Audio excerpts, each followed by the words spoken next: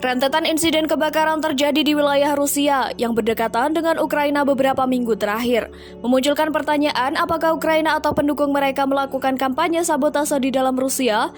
Setidaknya 17 orang dilaporkan tewas dalam kebakaran mematikan 2 minggu lalu di sebuah lembaga penelitian kedirgantaraan atau Central Research Institute of the Aerospace Defense Forces di TVR Barat Laut Moskwa. Seminggu kemudian, kebakaran lain terjadi di sebuah pabrik amunisi di Perm, lebih dari 1.100 km atau 680 mil ke timur. Api selanjutnya juga melalap 2 depot minyak terpisah di Bryansk, dekat Belarus. AFP mewartakan pada Minggu 8 Mei 2022 bahwa sejak kebakaran yang menewaskan belasan orang di Tver, pada 21 April, media sosial ramai melaporkan setiap kebakaran di suatu tempat di Rusia. Unggahan terutama mengungkap adanya insiden di lokasi sensitif, sehingga memunculkan kekhawatiran bahwa itu merupakan tanda bahwa negara beruang putih sedang diserang secara rahasia.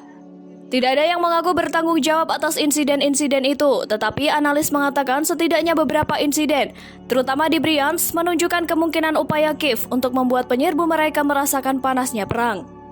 Dalam sebuah unggahan di Telegram, Mykola Podolak, penasihat senior Presiden Ukraina Volodymyr Zelensky, menyebut kebakaran itu sebagai intervensi ilahi.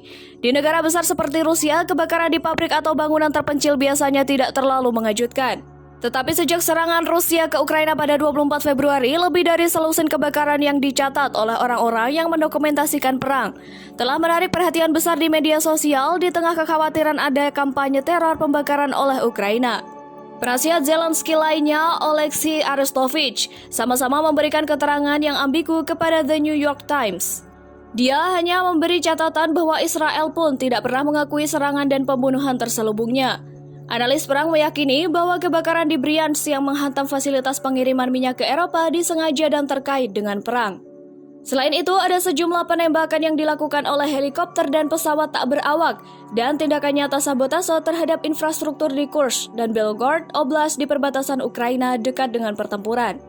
Para pejabat Pentagon mengatakan bahwa pasukan Rusia di Ukraina tertatih-tatih oleh rantai pasokan yang lemah dan serangan terhadap infrastruktur mereka akan semakin mempengaruhi upaya perang mereka.